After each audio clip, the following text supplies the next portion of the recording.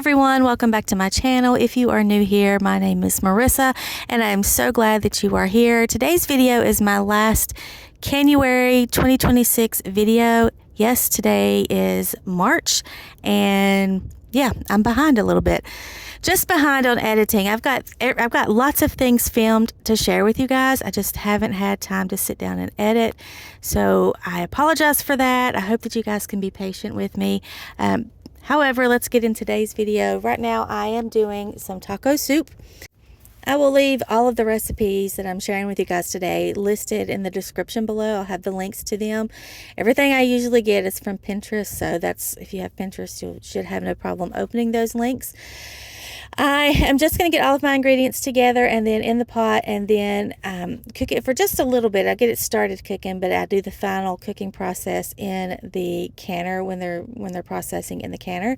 I'm browning my ground beef. I'm adding frozen corn. I'm using dry black beans and dry kidney beans. I went ahead and rinsed those and cleaned those. I boiled them for a little bit, drained them, and then once my ground beef, and then I also added onion. Once that has browned and the onions are translucent, I'm going to add everything back to the pot, and then I'm also adding some canned tomato sauce. I did not can enough tomato sauce this year, or last year I guess, so that's something I'm going to have to be better with this coming summer.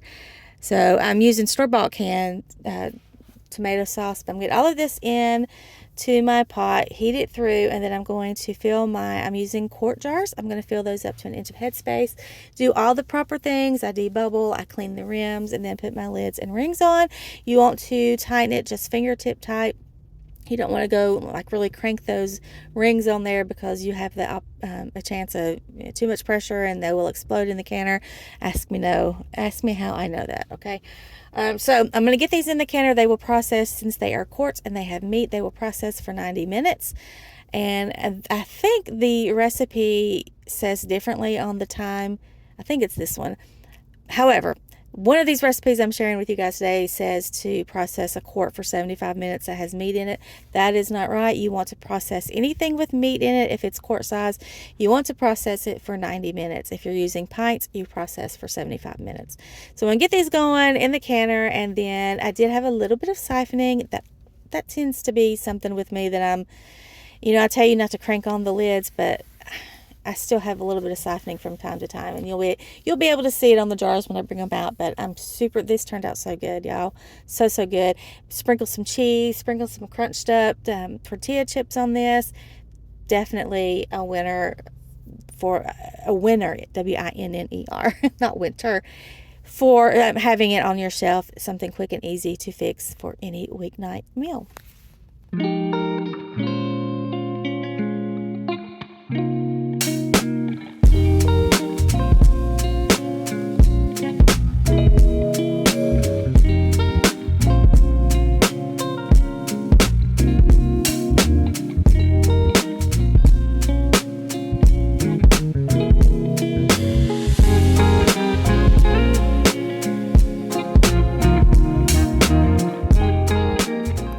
Next, I am moving on to my vegetable beef soup. I love this stuff. I make it all the time, and I always fix it with cornbread. It's just so yummy. And so I'm going to start with browning my ground beef. I'm going to add some frozen onions, and the vegetables that I'm using today are all frozen. I just find that those do best when I am canning this soup. I do peel potatoes and chop those up, but everything else, all the rest of the vegetables are frozen. I'm doing corn, green beans, carrots, potatoes. So I don't like peas, and anything that usually has peas in it, I will substitute green beans most of the time anyway. So that's what I did here. I'm going to add my seasoning. I'm using tomato juice. Now this is kind of going to be a concentrated pot of vegetable beef soup because I always have like around 4 cups of water that I boil the potatoes in. And so I'm not doing that this time. So I'm going to add the water to the jars at the end. I'm going to fill my jars a little over halfway with the meat and the vegetables. And then I come back through and I do the tomato juice that it kind of heated through in with a little extra water. These will also process for 90 minutes because I'm doing these in quart jars. Now, I did forget to do something on this day with my canner, something I have never done before, but let me tell you guys, when I tell you life is busy right now and I'm tired, whew, that's an understatement. I completely and totally forgot to put that bottom pan thing on the that keeps the jars from sitting at the bottom of the pan. You have to have like a little barrier there. You don't want the jars sitting at the bottom. And I did have a jar explode. I'm telling you guys, this has not happened to me a lot. I've been canning for almost 5 years. And then you guys saw I had something else, a lid pop off not too long ago for Canuary, and then it happened again. I don't know if it's because I tightened the ring too tight or if it's because I forgot to put that thing on the bottom of the canner.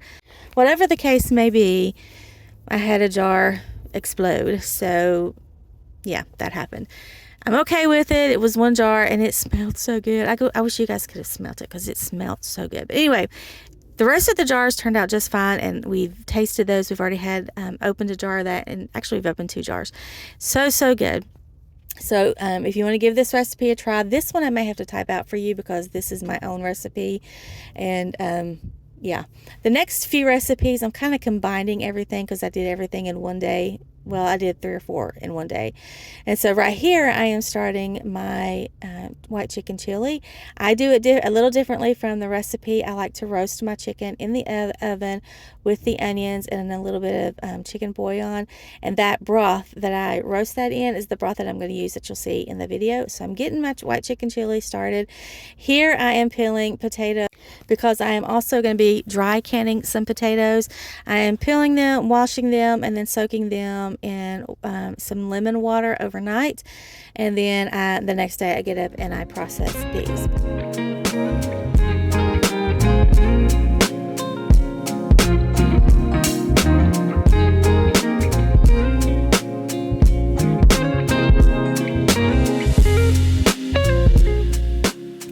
I put my vegetable beef soup into quart jars, but I had a little bit left over, which filled 3 pint jars, and that's the perfect amount for any kind of lunch if somebody just wants to grab it off the shelf, take it to work with them, heat it up at lunchtime. Yummy, yummy. I did have about 5 pounds of ground beef left over, and so I decided to just fry this up and go ahead and get it canned on the shelf. I can never have too much meat, whether it's chicken, pork, ham, beef, whatever, on the shelf. That is one of my favorite things to have on hand. It's so convenient and so easy. So I did that in another video. I'm not going to show you that process, but I am canning some ground beef as well. So my chicken is done roasting. I'm going to get it out, and I'm going to use my little meat masher thing to shred up the chicken. And then I'm just going to add everything to this roaster pan that goes into the white chicken chili. And it's not a lot of stuff. Again, the recipe will be linked below. I rinsed off some navy beans. I prefer navy beans in this recipe because they're smaller and they cook through better when you're canning them. I've rinsed them off, and I'm just adding them to my chicken. I haven't soaked them or anything like that. You can, no problem. And you can also use Great Northern beans, whatever your preference is. And then I'm going to add the seasoning, and I also add some of my frozen jalapenos. I'm going to can these in pint jars because this is not my favorite meal, but Robbie loves it, and just to grab a pint jar off of the counter is perfect for him if he wants to grab it for lunch or something like that, or if it's a dinner that when I'm not feeling well, he just needs something quick. This is great to have on hand.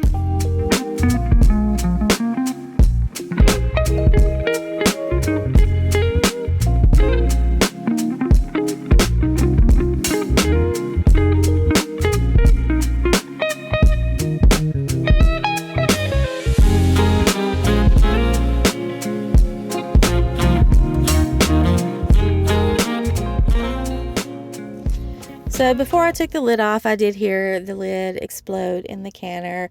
Bummer, because this stuff is so good, and I hate to waste any of it. But, you know, you learn as you go. You make mistakes, and you learn from your mistakes. So this is my yummy vegetable beef stew, soup that I can. And just getting it out of the canner. And again, my jars are messy. There you see me putting that little separator thing down. And I'm adding my chicken, white chicken chili, the ground beef that I fried up, and the extra 3 pint jars of vegetable beef soup. I keep saying stew, vegetable beef soup. In here, I think I end up with like 16 pint jars, and I can double stack these. You just got to make sure you got another one of those little layer things so that the jars aren't sitting on top of each other. And since these are pint jars with meat in them, they will process for 75 minutes.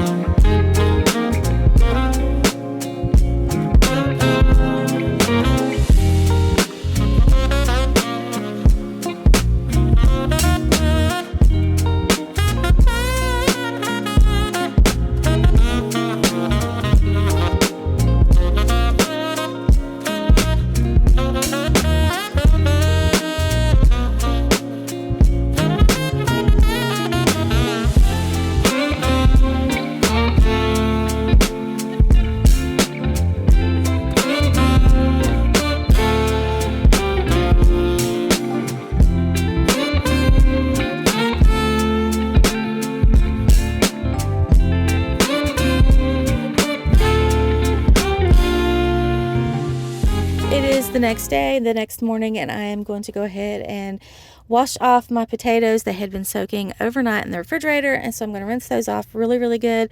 You can dry, lay them out on some paper towel and pat them dry if you want to. I never do that, so it's your preference. I'm going to fill them up all the way to about 1 inch of headspace, and then I'm going to add just about a tablespoon of butter and 1/4 teaspoon of salt to each jar. And these will process, since they are pints, they will process in the pressure canner for 35 minutes. If I was doing quarts, it would be 40 minutes.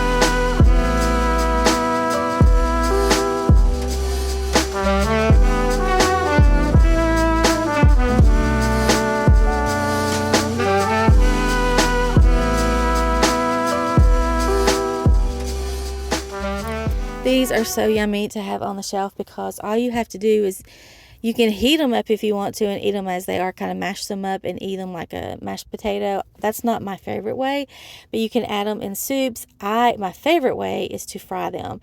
You can fry them up with some other vegetables like onions and have some yummy fried potatoes. I love to fry them up with some zucchini. It's so good, so good. These are just very versatile and very helpful and delicious to have on the shelf.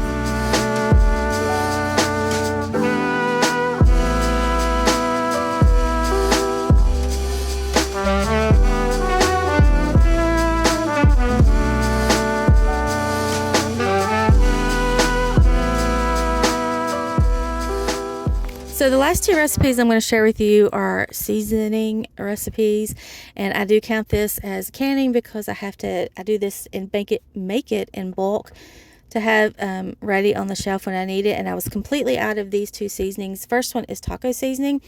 I will share the link below where I got this recipe. It's actually been my favorite one out of all that I've tried, but I think the recipe is just a one-time use, and so I am actually doing this recipe times 10 is what I'm showing you, but then I also come back after I cut the camera off and do another 10 batches. So this is like the recipe times 20, and it fits in my little ball jar that I love. I love unique looking jars, and so you'll see that here in a minute. It's not, strangely unique, but I like it anyway.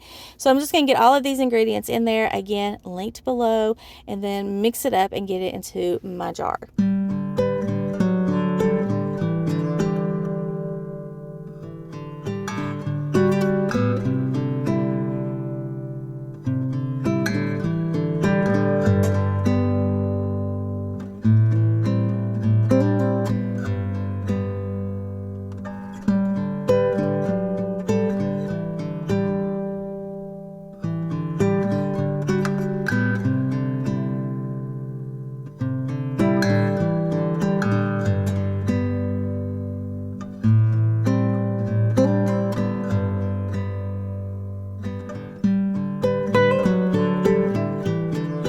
And the last one I'm going to share with you is beef stew seasoning. This is something that I have over the years tried a bunch. I do use McCormick sometimes if I don't have my homemade on hand, which is what I used in my vegetable beef soup today.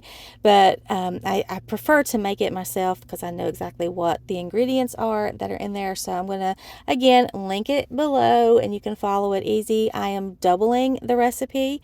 And then when you go to use this for, a big pot, you want about 1/4 of a cup of this, and so you can make an even bigger jar if you need it, but this is fine for us right now. So I'm going to get all the ingredients in the jar, shake it up and get it mixed together, and then it'll be ready for the next time I want to make some vegetable beef soup.